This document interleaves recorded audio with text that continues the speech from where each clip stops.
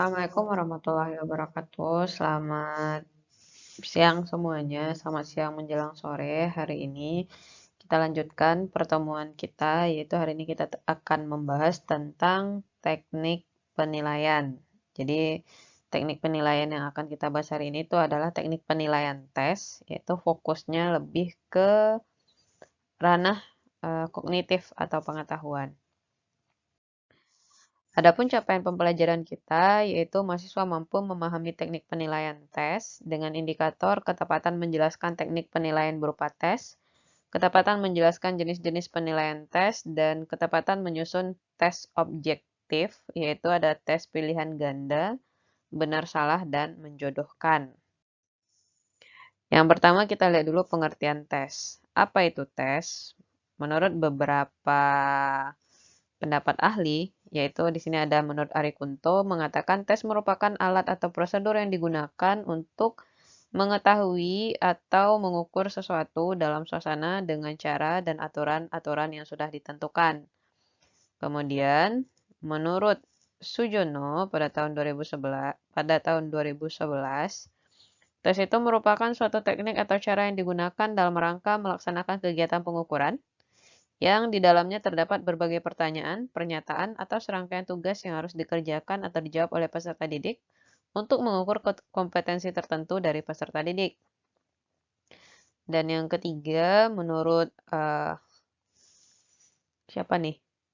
Godenaut dalam Sujono, dia mengatakan tes itu merupakan tugas atau serangkaian tugas yang diberikan kepada individu atau sekelompok individu dengan maksud untuk membandingkan kecakapan mereka satu dengan yang lainnya. Dan yang terakhir, menurut Norman, tes itu merupakan salah satu prosedur evaluasi yang komprehensif, sistematik, dan objektif, dan hasilnya dapat dijadikan sebagai dasar dalam pengambilan keputusan dan dalam proses pengajaran yang dilakukan oleh guru. Jadi dari semua pendapat ini, saya simpulkan, kalau tes itu merupakan alat atau prosedur yang diberikan kepada individu atau sekelompok individu, yang di dalamnya terdapat berbagai pertanyaan, pernyataan, atau serangkaian tugas yang harus diselesaikan atau dijawab oleh peserta didik untuk mengukur kompetensi tertentu dari peserta didik yang hasilnya dapat dijadikan sebagai dasar dalam pengambilan keputusan dalam proses pembelajaran. Ya, jadi seperti tes-tes yang pernah teman-teman lewati itu kan biasanya diberikan kepada individu atau sekelompok individu yang di dalamnya ada beberapa pertanyaan yang nantinya harus teman-teman jawab dan itu digunakan untuk melihat sejauh mana kompetensinya selama mengikuti pembelajaran yang telah dilakukan. Itulah yang dimaksud dengan tes. Jenis-jenis tes di sini, yang pertama menurut Ari Kunto, tes itu ada dua, ada tes subjektif dan objektif, di mana tes subjektif itu ada tes uraian dan objektif itu terdiri dari benar salah, pilihan ganda, menjodohkan, dan tes lisan. Sedangkan menurut BSNP, tes itu ada tiga, ada tes lisan, objektif, dan unjuk kerja, di mana tes objektif itu terbagi lagi menjadi 5, yaitu ada benar salah, pilihan ganda, menjodohkan, tes isian, dan esai. Jadi esai itu juga bisa menjadi tes objektif nantinya. Kemudian menurut Zainal Arifin, tes itu juga ada 3, ada tes lisan, tes tulis, dan tes perbuatan. Di mana tes tertulis itu terbagi lagi menjadi benar salah, PG, pilihan ganda, menjodohkan, tes isian, dan tes esai.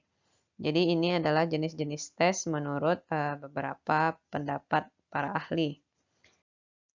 Nah, sekarang kita lihat dulu yang pertama tadi. Di sini kita nanti fokusnya akan bahas tentang tes objektif.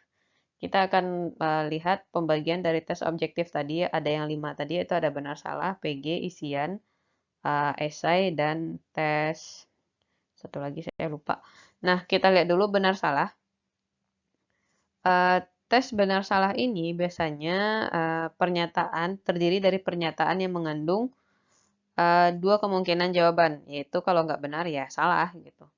Nah, kemudian fungsinya untuk mengukur kemampuan membedakan fakta dan pendapat, kemudian mengidentifikasi informasi, ketiga menghubungkan dua hal homogen, dan yang keempat dapat untuk mengukur kemampuan sebab akibat. Kemudian biasanya disajikan dalam bentuk pernyataan, gambar, tabel, atau diagram. Contohnya seperti ini. Perhatikan pernyataan mengenai hukum Newton tentang gerak berikut, lalu berikan tanda silang pada jawaban benar atau salah yang disediakan. Oke, hukum 1 Newton merupakan hukum tentang kelembaban benda, benar atau salah? Jawabannya benar. Kemudian, benda akan tetap diam atau bergerak lurus beraturan jika jumlah gaya yang bekerja pada benda adalah sama dengan 0. Ini pernyataannya benar atau salah? Pernyataannya benar. Kemudian ini contoh yang ketiga, gaya aksi-reaksi merupakan gaya yang hanya ada ketika benda dalam keadaan bergerak. Itu salah. Kemudian contoh yang keempat, pada hukum 3 Newton, penjumlahan antara gaya aksi dan reaksi tidak sama dengan 0. Pernyataannya adalah salah. Jadi untuk soal benar salah, berarti kita nanti akan memberikan beberapa pernyataan, bisa gambar, nanti peserta didiknya disuruh aja untuk menjawab ini kira-kira pernyataannya benar atau salah. Dan soal benar salah, pada jawabannya dapat diganti dengan ya atau tidak, atau setuju atau tidak setuju. Bebas ya, boleh benar salah, boleh ya tidak, atau setuju atau tidak setuju. Kemudian kelebihan dan kekurangannya, jadi setiap tes itu pasti memiliki kelebihan dan memiliki kekurangan. Kita lihat dulu kelebihan dan kekurangan benar salah. Untuk tes benar salah, kelebihannya itu soal ini baik untuk hasil-hasil di mana hanya ada dua alternatif jawaban, yaitu kalau nggak benar ya salah. Kemudian tuntutan kurang ditekankan pada kemampuan baca. Dan yang ketiga, sejumlah soal relatif dapat dijawab dalam tipe tes secara berkala. Dan yang keempat, penilaiannya mudah, objektif, dan dapat dipercaya. Namun, kekurangannya, sulit menuliskan soal di luar tingkat pengetahuan yang bebas dari maksud ganda. Jadi, kalau untuk benar salah ini ya jawabannya harus pasti. Jangan memberikan soal dengan penafsiran dengan dua penafsiran. Jadi kalau ada dua maksud ganda itu nggak bisa lagi menggunakan tes benar salah.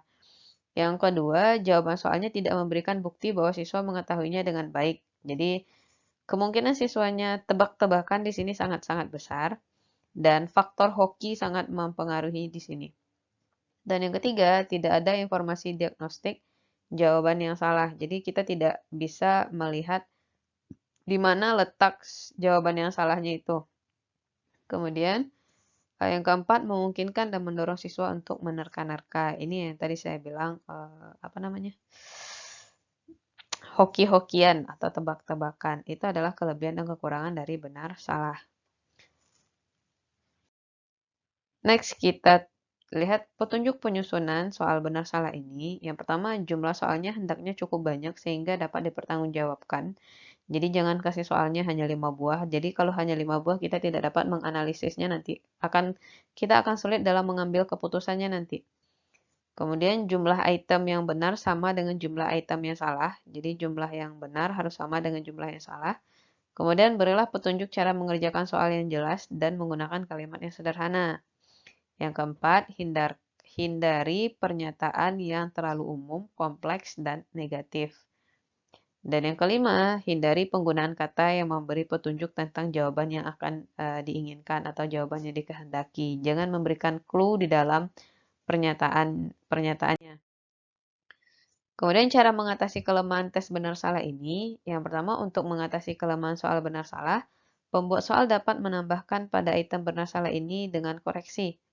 Jadi di sini peserta didik tidak hanya memilih benar atau salah, melainkan dia juga dapat memberikan koreksi jika item tersebut dinyatakan salah oleh peserta didik. Misalnya ada alasan gitu kenapa dia menjawab itu. Contoh, perhatikan pernyataan mengenai hukum Newton tentang gerak berikut, lalu berilah tanda silang pada jawaban benar atau salah yang disediakan. Nah, ini. Jadi di sini nanti dapat diberikan tempat untuk memberikan alasannya nanti, tempat memberikan koreksi. Jadi mereka tidak hanya bisa menerka-nerka di sini, jadi mereka juga harus memberikan alasan kenapa mereka memilih itu. Nah, ini salah satu cara untuk mengatasi kelemahan dari tes benar salah. Kemudian kita masuk tes yang kedua yaitu pilihan ganda. Pilihan ganda ini biasanya pernyataan yang mengandung beberapa alternatif jawaban. Jadi alternatif jawaban itu ada A, B, C, D, E, di mana makin banyak alternatif jawabannya, maka makin kecil peserta didik menerka. Jadi semakin banyak pilihan jawaban, kesempatan atau peluang peserta didik untuk menerka-nerka jawabannya atau ngitung kancing bajunya itu semakin kecil.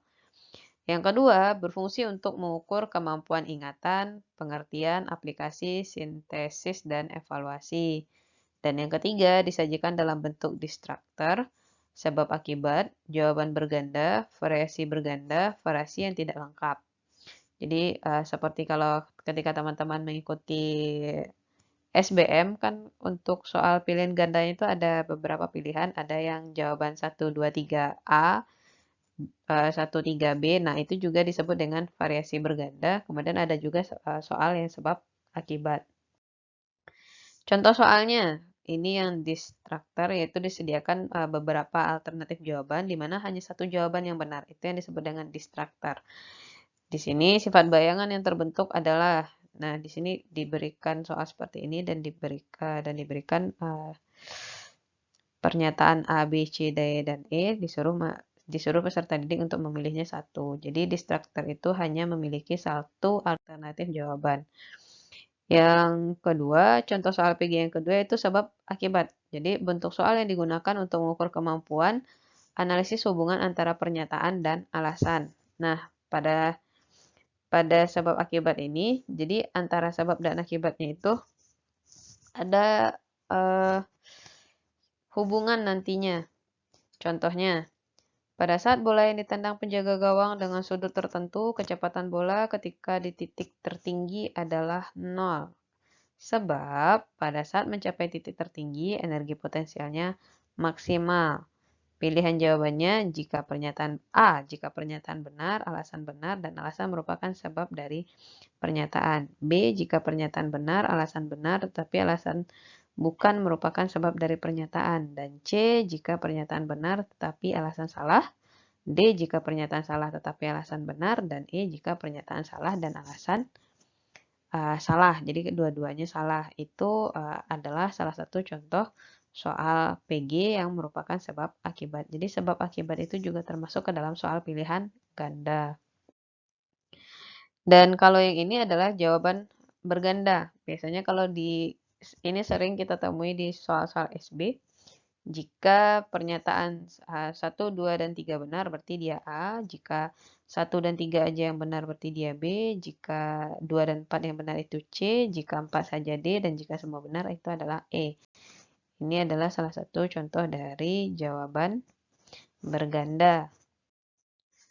Dan ini variasi berganda yaitu peserta didik dapat memilih beberapa kemungkinan jawaban yang semuanya benar, tetapi ada satu jawaban yang paling benar. Nah, ini biasanya tingkat analisisnya juga rada tinggi ya. Jadi tugas peserta didik itu adalah memilih jawaban yang paling benar. Di sini ini adalah contoh soalnya, yaitu peserta didik hendaknya menghormati siapa? Sesama teman, guru, guru dan orang tua, sesama teman, guru dan orang tua. Jadi ini kan sebenarnya semuanya hampir benar jawabannya, tapi mana yang paling benar itulah yang disebut dengan variasi berganda.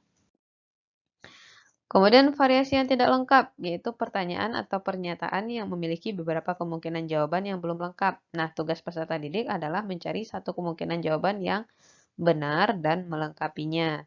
Contohnya, jumlah planet yang ada di tata surya adalah 5 planet yang terdiri dari, nah 5 planet ini harus disebutkan apa aja planetnya. Atau kalau mereka milih 6 planet, ya disebutkan juga 6 planet itu apa.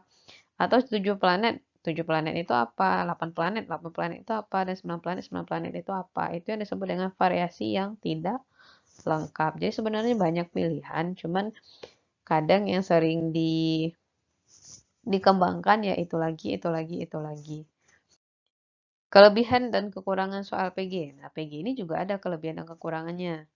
PG ini adalah salah satu contoh tes yang paling enak ketika mengoreksinya, tapi paling menyebalkan ketika bikin soalnya. Karena bikin soalnya itu, karena variasi jawabannya itu banyak, jadi kita tuh harus memikirkan alternatif jawabannya agar tidak, agar nantinya peserta didik pun pas menjawabnya tidak hanya menerka-nerka gitu. Kelebihannya, hasil belajar dari yang sederhana sampai yang kompleks dapat diukur. Ya, kalau dengan soal PG kita dapat mengukur indikator dari yang C1 sampai C6 kita bisa mengukur menggunakan soal PG. Yang kedua, terstruktur dan petunjuknya jelas. Yang ketiga, alternatif jawaban yang salah dapat memberikan informasi diagnostik. Jadi di sini kita dapat melihat misalnya untuk soal kedua ada 10 orang yang salah. Berarti dapat kita simpulkan kalau di soal yang itu bisa jadi indikatornya belum tercapai. Itu yang disebut dengan dapat memberikan informasi diagnostik. Yang keempat, tidak dimungkinkan untuk menerka jawaban. Ini masih bisa juga sih sebenarnya, tergantung nanti option yang digunakan seperti apa. Dan yang kelima, penilaiannya mudah, objektif, dan dapat dipercaya. Karena jawabannya pasti kalau A ya A, B, B, C, C. Nah, itu makanya disebut dengan objektif dan dapat dipercaya. Tapi kekurangannya menyusunnya membutuhkan waktu yang lama. Iya, agar poin 4 ini tidak terjadi, maka ketika penyusunannya itu akan membutuhkan waktu yang lama.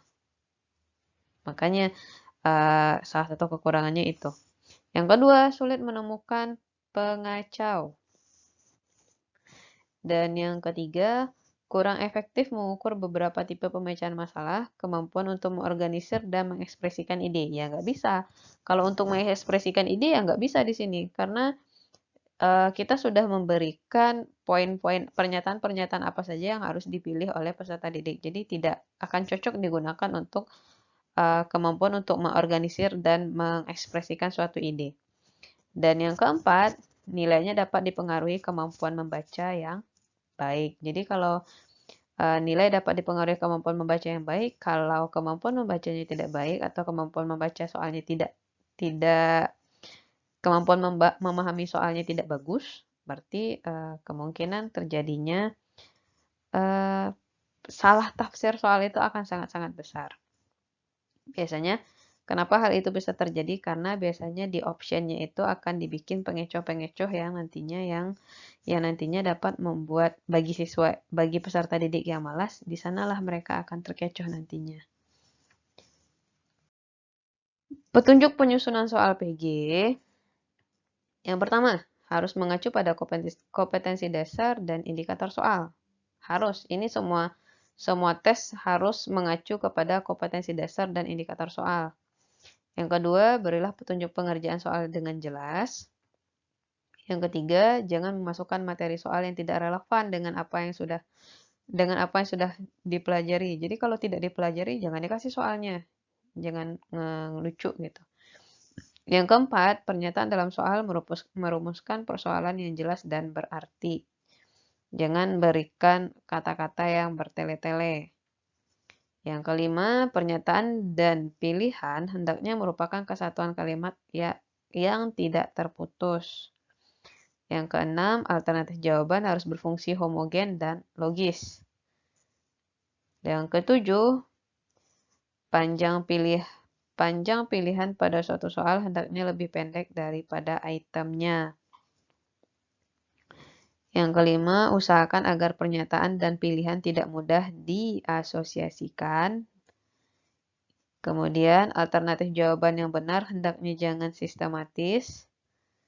Dan yang terakhir, harus diyakini benar bahwa hanya terdapat satu jawaban yang benar. Jangan memberikan penafsiran yang ganda. Itu petunjuk penyusunan soal PG. Next, kita masuk menjodohkan. Untuk soal menjodohkan, biasanya terdiri atas kumpulan soal dan kumpulan jawaban yang keduanya dikumpulkan pada kolom yang berbeda. Jadi ada dua kolom nantinya, ada kolom soal, ada kolom jawaban sebagai jodohnya. Jadi jumlah pilihan jawaban dibuat lebih banyak dari jumlah persoalan. Karena kalau dibikin sama banyak, kalau misalnya soal 5, jawaban juga 5. Kalau udah kejawab 3 aja, atau 2 aja, yang 3 lagi bisa aja pakai diterka-terka jawabannya. Yang kedua, biasanya soal menjodohkan ini berfungsi untuk mengukur kemampuan mengidentifikasi informasi berdasarkan hubungan yang sederhana. Dan yang kedua, mengidentifikasi kemampuan menghubungkan dua hal. Dan yang ketiga, tes menjodohkan ini disajikan dalam bentuk soal yang terdiri dari premis dan respon. Contoh soal menjodohkan ini adalah petunjuknya seperti ini. Jodohkan pernyataan pada bagian A dengan jawaban yang tepat pada bagian B.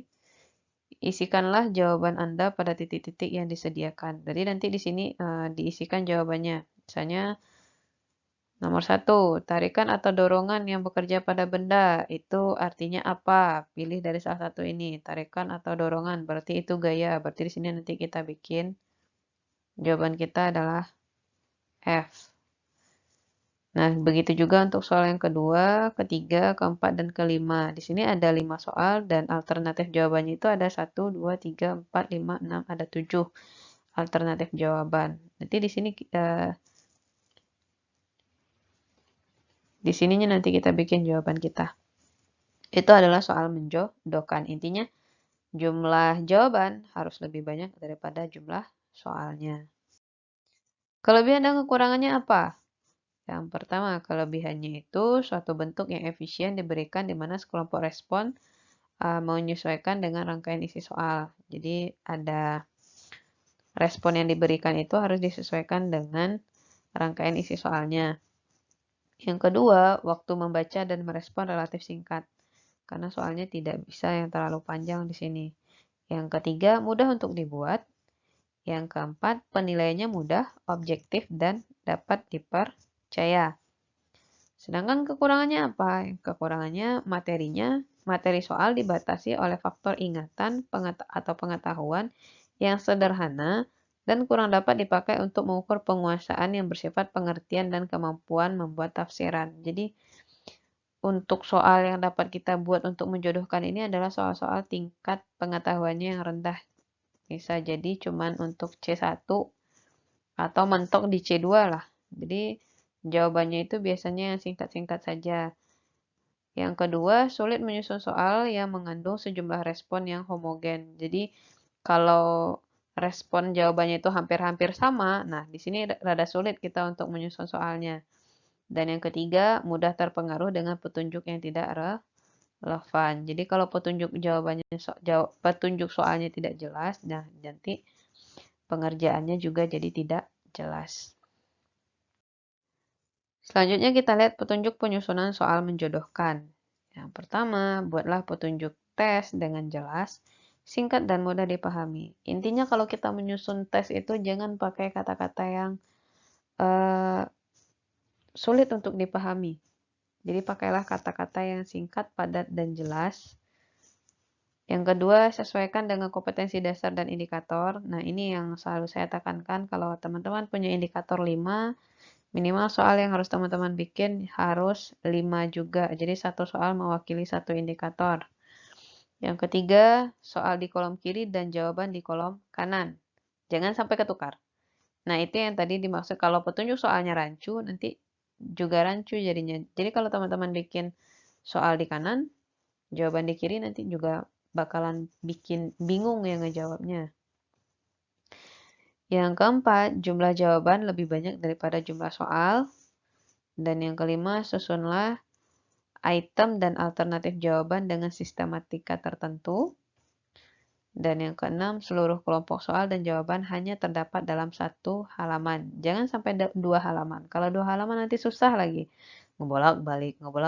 Biasanya itu akan menyebalkan kalau lagi tes, soalnya nanggung di halaman depan, nanti disambung lagi ke halaman belakang. Biasanya itu adalah hal-hal yang menyebalkan nantinya. Dan yang terakhir, gunakan kalimat yang singkat dan langsung terarah pada pokok persoalan. Jangan bertele-tele. Dan selanjutnya habis. Sekian penjelasan saya, kita lanjutkan dengan sesi diskusi.